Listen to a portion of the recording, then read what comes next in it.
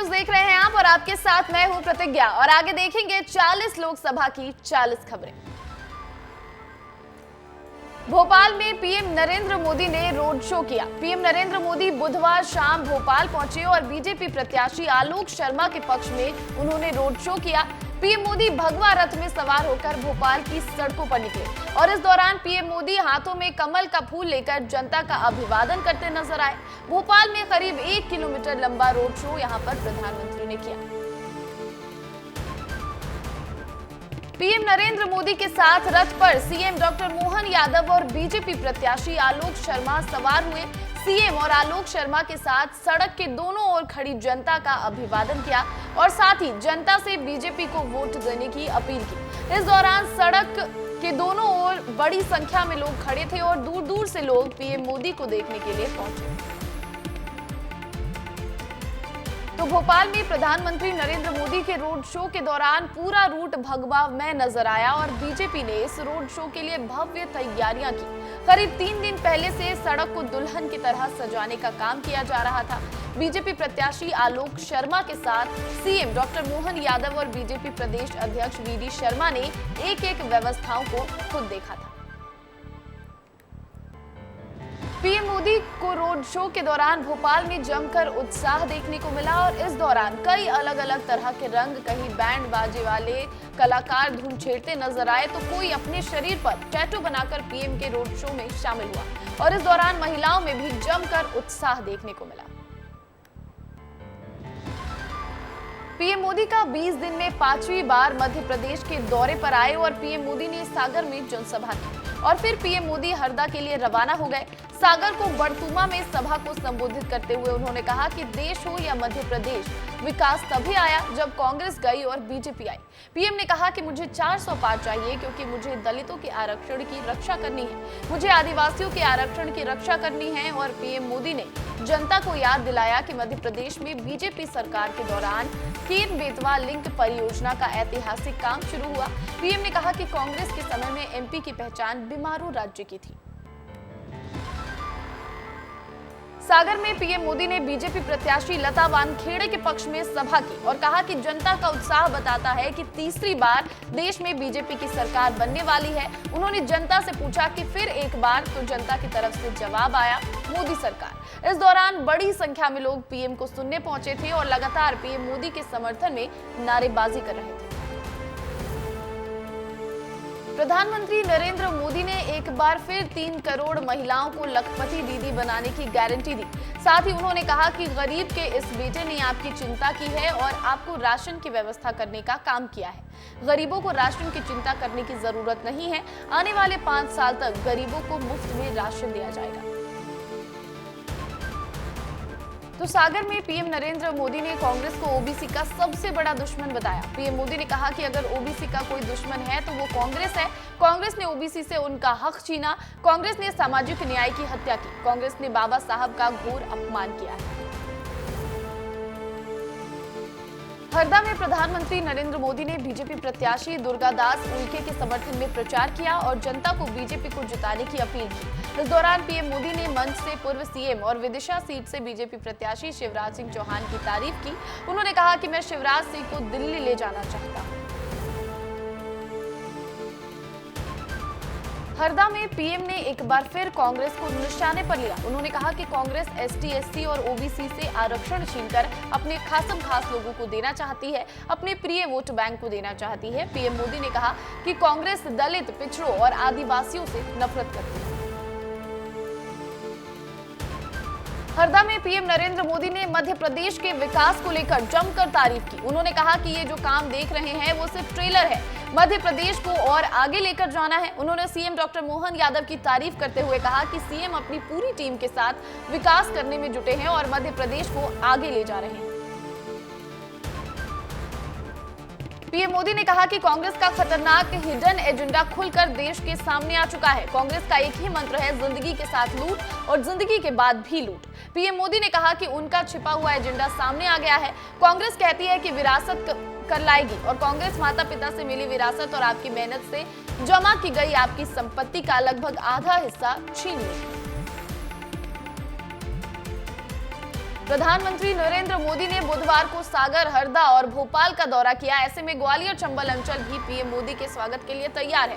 बता दें कि पीएम मोदी 25 अप्रैल को मुरैना में बड़ी जनसभा को संबोधित करेंगे और इसके लिए मुरैना और ग्वालियर में यातायात पुलिस ने डाइवर्जन प्लान तैयार किया है। शहर में कल भारी वाहन पूरी तरह प्रतिबंधित रहेंगे और इसके साथ ही एयरफोर्स स्टेशन से नीरावली तक 24 किलोमीटर तक का क्षेत्र में नो फ्लाई जोन के साथ रेड जोन सुबह 5 से रात 8 बजे तक रहेगा। अंबिकापुर में पीएम मोदी ने चुनावी सभा को संबोधित किया और पीएम ने महामाया माई की जय के साथ अपने संबोधन की शुरुआत की। जैसे ही पीएम मोदी मंच पर पहुंचे, उन्होंने लोगों का हाथ हिलाकर अभिवादन किया। वहीं पीएम को शॉल उड़ाकर सम्मानित किया गया। पीएम ने आदिवासी तीर कमान भी चलाया। पीएम ने कहा, मैं विकसित भारत, विकसित छत्तीसगढ़ के लिए आशीर्वाद मांगने आया हूँ। उन्होंने कांग्रेस पर भी जमकर हमला बोला। उन्होंने कहा कि कांग्रेस का मंत्र है, कांग्रेस की लूट जिंदगी के साथ भी, जिंदगी के पार भी। कांग्रेस विरासत टैक्स लगाने की बात कर रही है। तो अंबिकापुर में पीएम नरेंद्र मोदी ने कांग्रेस और इंडिया गठबंधन पर भी जमकर निशाना साधा। उन्होंने कहा कि जब भी मैं विकसित भारत की बात करता हूं तो कांग्रेस वालों का माथा गर्म हो जाता है। अगर भारत शक्तिशाली हो गया तो कुछ ताकतों का खेल बिगड़ जाएगा। आज अगर भारत आत्मनिर्भर बन गया तो इन लोगों की दुकानें बंद हो जाएंगी। इसलिए वो कांग्रेस और विपक्षी गठबंधन की कमजोर सरकार चाहते हैं। ऐसी कांग्रेस सरकार जो आपस में लड़ती रहे और घोटालेबाजी करती रहे। तो वहीं अंबिकापुर पहुंचे प्रधानमंत्री नरेंद्र मोदी ने सीएम विष्णुदेव साय की तारीफ की। उन्होंने कहा कि विष्णुदेव साय तेजी से विकास का काम कर रहे हैं। कम समय में रॉकेट की गति से सरकार चलाई है और उन्होंने किसानों को दी हुई गारंटी को पूरा किया। पीएम ने कहा कि तेंदुपत्ता संग्राहकों को अब ज्यादा पैसा मिल रहा है। माताओं बहनों को मेहतारी वंदन से फायदा हुआ है। अंबिकापुर में पीएम नरेंद्र मोदी ने नक्सलवाद को लेकर कांग्रेस पर जमकर हमला बोला। उन्होंने कहा कि ये नक्सलियों और आतंकियों को शहीद कहते हैं। कांग्रेस देश का भरोसा खो चुकी है। पीएम ने कहा कि कांग्रेस के शासन में नक्सलवाद बढ़ा है। हमारी सरकार ने खत्म करने का काम किया और उन्होंने कहा कि आपके बच्चों को नक्सलवाद से मुक्त करने की गारंटी देने आया हूं। पीएम मोदी ने कहा कि कांग्रेस आरक्षण खत्म करना चाहती है। उन्होंने कहा कि कांग्रेस SC/ST का आरक्षण कम करके धार्मिक आधार पर आरक्षण देना चाहती है। उन्होंने कहा कि कांग्रेस के इरादे ठीक नहीं है। कांग्रेस के इरादे सामाजिक न्याय के हिसाब से नहीं है और संविधान के अनुरूप नहीं है। अगर आपके आरक्षण की कोई रक्षा कर सकता है तो सिर्फ बीजेपी कर सकती है। प्रधानमंत्री नरेंद्र मोदी और गृह मंत्री अमित शाह समेत बीजेपी के दिग्गज नेताओं के दौरे को लेकर कांग्रेस हार का डर बता रही है। कांग्रेस के बयान पर मुख्यमंत्री विष्णुदेव साय ने निशाना साधा है। उन्होंने कहा कि कांग्रेस को अपनी हार स्पष्ट दिख रही है, इसलिए वो कुछ भी बोल रही है। इस दौरान साय ने कांग्रेस पर वादा खिलाफी का आरोप भी लगाया। उन्होंने कहा कि कांग्रेस ने 2018 के विधानसभा चुनाव में 36 बड़े बड़े वादे किए, लेकिन पूरा एक भी नहीं किया। 5 साल छत्तीसगढ़ की जनता को ठगने का काम किया, जिसका नतीजा था कि विधानसभा चुनाव में कांग्रेस को सरकार से हाथ धोना पड़ा। अब कांग्रेस के पास कोई भी मुद्दा नहीं है।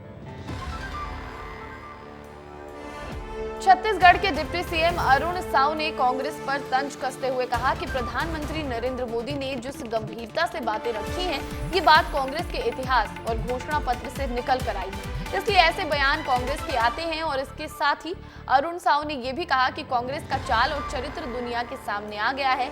जैसे अंग्रेज फूट डालकर काम करते थे, वैसे ही कांग्रेस भय दिखाओ और भ्रम फैलाओ का काम करती है।